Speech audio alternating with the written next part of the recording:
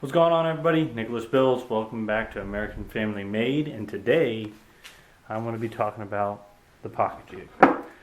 Now, the pocket jig is one of my favorite tools, one of my favorite investments that I got to make. I was very lucky because I got a gift card for Christmas, and it paid for this and my other drill that I got. So I'm very happy that I got this pocket jig, and it's great. I've used it a lot. I use it on our floating shelves. I've used it for friends' projects I've done for them. I used it for my table saw stand. See where these pocket holes are. I'll get in a little more about that here in a little bit. So, pocket hole, or pocket holes, pocket jig, right? So, what's it good for, and what can you do with it? Now, pocket holes and using pocket screws, right? You don't have to use pocket screws. I don't use pocket screws when I don't have any. If I do have pocket screws, I will use pocket screws instead of using regular screws, but you can use regular screws. So, right? It's nice. I used to have it mounted to my miter saw station, but I moved everything around, so I no longer have my miter saw station. When I ordered this, it came with a pocket jig drill bit, Allen key for the collar, a vacuum attachment, which I need to purchase a vacuum, and then another attachment so where you can take off the jig. You can put it on here, and you can take this to your piece of wood instead of bringing your piece of wood over here, clamping it down and using it. So, there's a few different settings on this. You can go all the way up to 1.5" thick wood. After that, you could possibly, I haven't tried it, other people might have, you can raise it as high as you can. But the whole purpose of lining it up with the thickness of the wood is so, I don't know if the camera's going to focus on that. So there's little numbers on the side that indicate the thickness of the wood, and you should line that up with your pocket jig. So right here, this is 1.5" thick wood. I did some holes earlier. I did 3.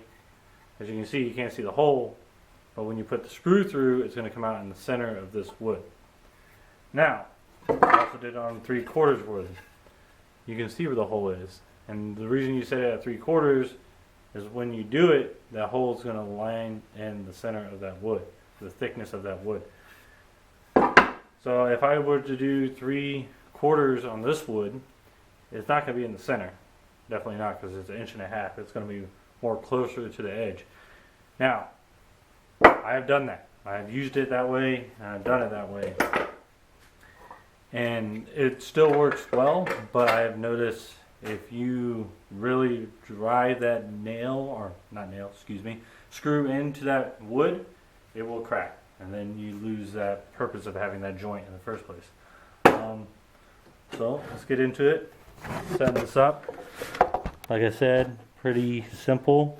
Alright, I got my light over there blinding you guys. So, set you guys up here so you can see better. So, like I said, you have your thickness of the wood. So all you do is you line up with this blue piece right here. So I'm going to do 3/4 inch, 3/4. Now, all I'm going to do, clean piece of wood, you want to stick it down here into the clamp. So open your clamp up. Before I do that, alright, my collar should already be set at that because that's the last pocket hole I did. Alright, I do it to where it is almost touching. Now, I have made the mistake when I first got this thing because I didn't really think it through. I was just excited to use it. I just went in and did it, and I don't know if you can see, I put a hole in my pocket jig. I was not very happy about doing that. I was actually very upset that I did that. So, like I said, I take the bit, and if it was touching, I would pull back on it a little bit and then adjust the collar accordingly. So I have it adjusted correctly. I'm gonna take this wood, and all I'm gonna do is grab this handle. I'm gonna clamp it down. Now, if I was using thicker wood, I'd move the thing back and adjust it accordingly. It's an easy adjust. You just spin. Very simple to use this.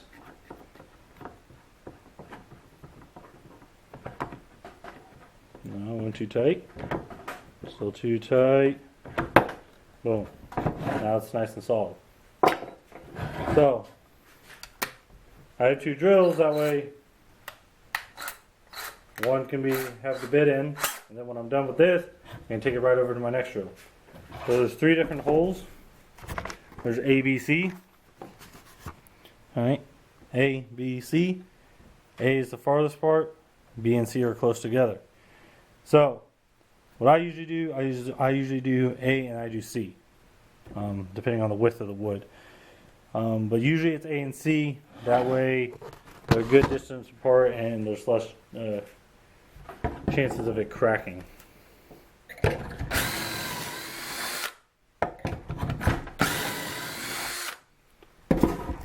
So I use pocket holes and pocket screws, and I'll tell you why. It's a very strong joint.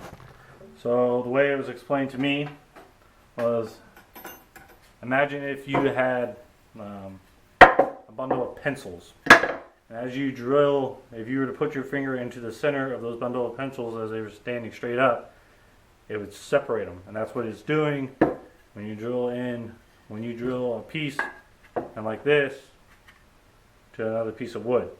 You're spreading this wood apart and it's not as secure. But if you come in from the side of the wood, where it's much stronger, it's going to be a lot better. So, a couple different joints you can do with this.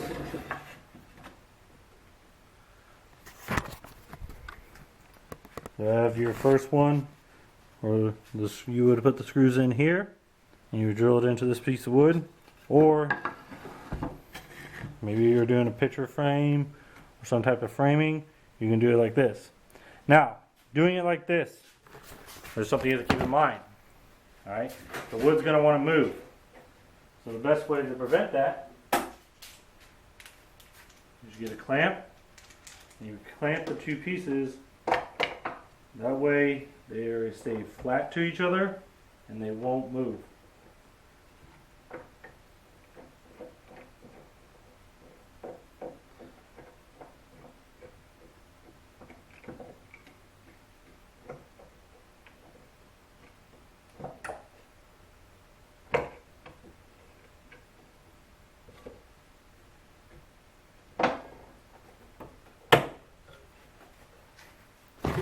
Alright, so I got my clamp on. It's holding these pieces flat to each other, so now when I screw into this, it's not going to separate, the woods are not going to be flush. Which I learned the hard way on my first project.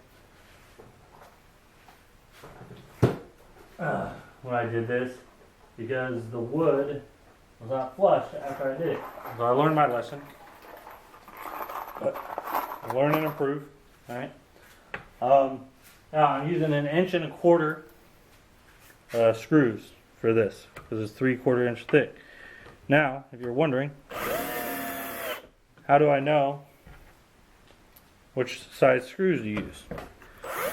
Well, when you get this pocket jig, it comes with a cool little manual, which mine's over here because this is where my station used to be.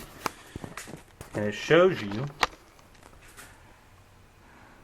the screw to use. So, material thickness, screw length. Material thickness, screw length. That's pretty much it. It's very simple to use. Now, also it's going to depend on your screw length, is what's the thickness of the other wood you're drilling into. like I said, I don't think I've come into a situation to where I have taken a less thicker. Oh yes, I have. I lied. So 3/4 inch, and it was going into 2-inch thick wood, and I think I went up 1. So I think I used 1 3/4 inches. So that just gave it a little more security, because 1 1/4 inch really going into 2 inches of thickness of wood isn't that much, and isn't that much support. So you can use different screws. But I know I'm not that strong, but take that over what it is. Pocket jig is very, very helpful. These joints are amazing. I'm going to screw it and show you the other way to put it on. So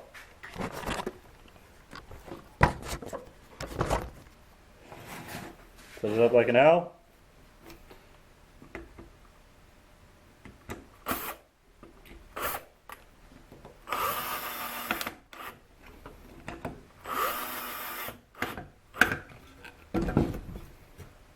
Same thing. Now, I should have done on the other side.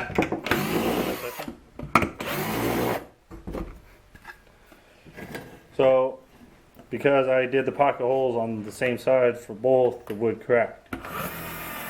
And now that would have not been a good example of how strong that was. But now, I did it on the other side. That's very nice, sturdy, and strong. So price-wise, pocket jig, the set I got, I forgot, also came with this clamp with it. $132, but $132 well spent. I'm happy with this tool. I use it all the time. I use it to help set up the bench in the back of my truck, which I'll post a picture of that on my Instagram page, American Family Made 1776. If you don't follow it, go follow it, and my Facebook page, American Family Made. Hope you guys enjoyed this video. I hope it's helpful for you. Go subscribe, leave a comment on what you want to see in future projects. Maybe I'll do them and then sell the project. Of course, there's always comes into the money, of course. But yeah, like I said, I love this tool. If you're thinking about getting it, definitely recommend it. Thanks for watching American Family Made. And until next time, we'll see you.